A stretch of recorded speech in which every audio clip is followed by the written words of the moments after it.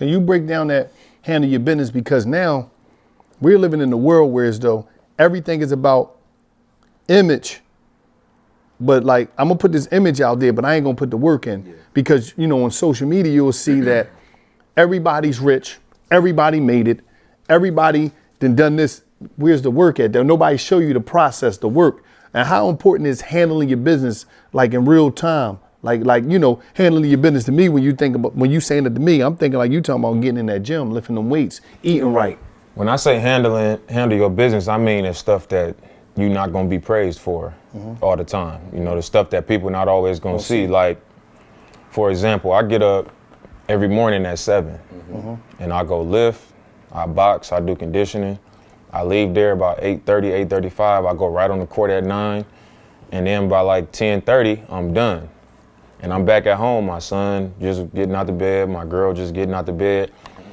So they don't really, like, they know that I'm getting up to go work out, but they don't know the investment of, they don't know what I'm really doing every single day. How many times I'm looking around like I'm in a 14,000 square foot mansion.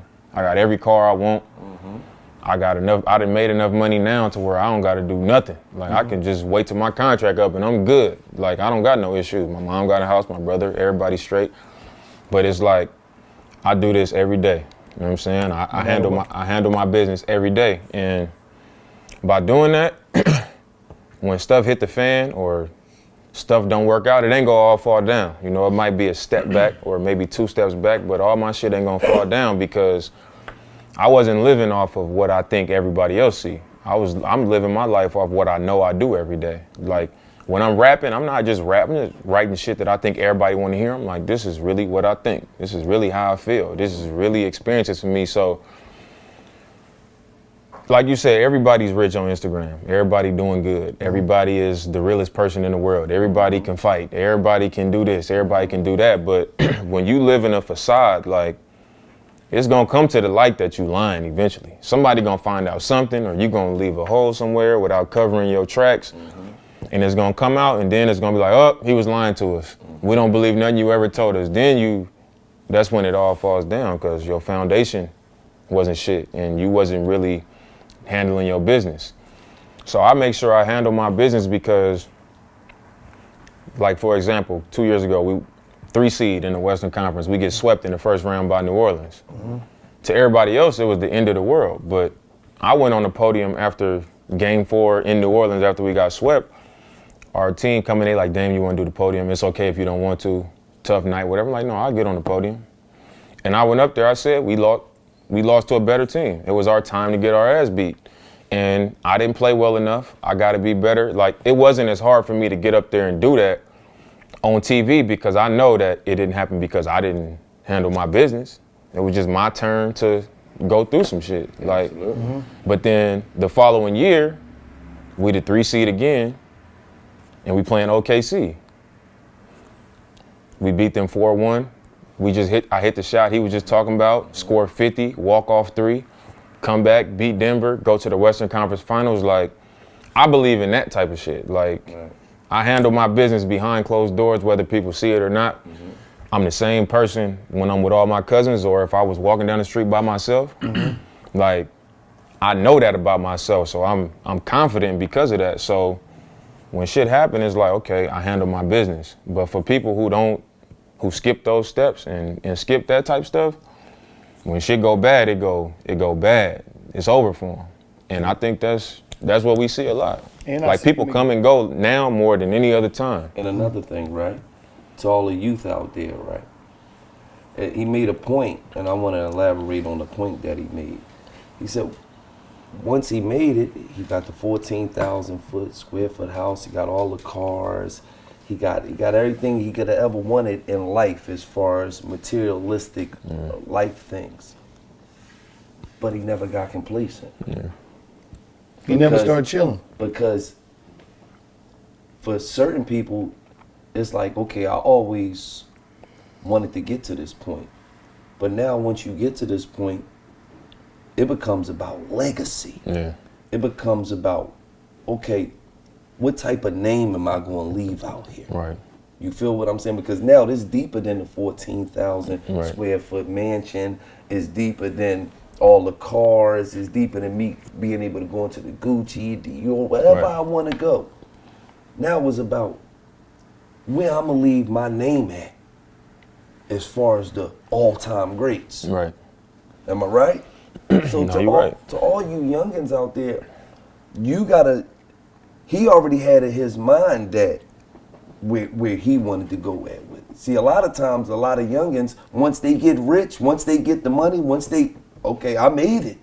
I'm done. Yeah. I've accomplished what I wanted to accomplish because now I don't gotta struggle no more. And that's when you don't get up and go to the gym at 7 in the morning. No, You don't, because see, that's something you gotta wanna do. Yeah.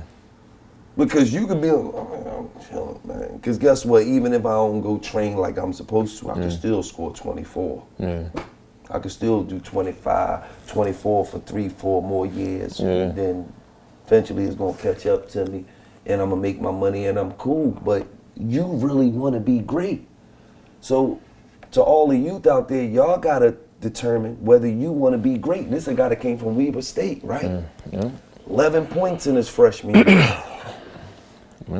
Imagine going to a lower tier Division I college and scoring 11 points in your first year. Your chances of going to the league, they ain't that high. But then he come back his second year, 19, right? First team all conference, right? So it was the work that was put in. It was the work. You put the work in. You ain't got to worry about who watching because God watching. It's a reason why I keep telling you youngins, it's a reason why I've been able to be relevant for 20 plus years.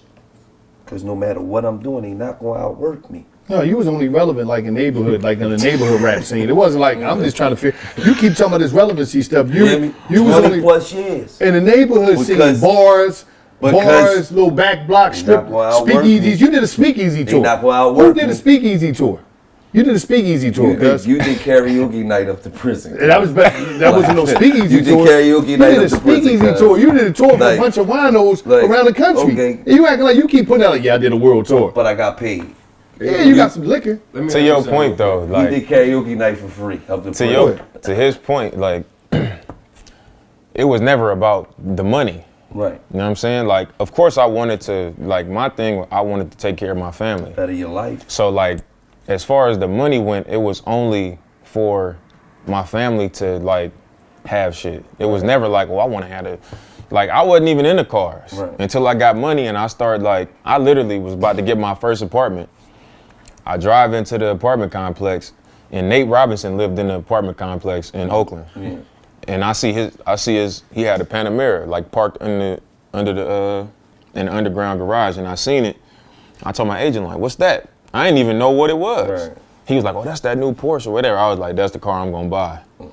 And then I was in China 2 years later, I see an all white Bentley GT hardtop, black wheels, blacked out tent, red interior. I walked up to the window and I looked in, I seen a red interior. I was like, I'm about to get one of those. I came home, so it was like, it was never about the money. Right. It was like, and like, you say legacy, and for me, like, to begin with, it was like, man, I'm gonna come from Weber. They gonna remember me. Like, I got drafted, I went to the league, I did rookie of the year, I did all this.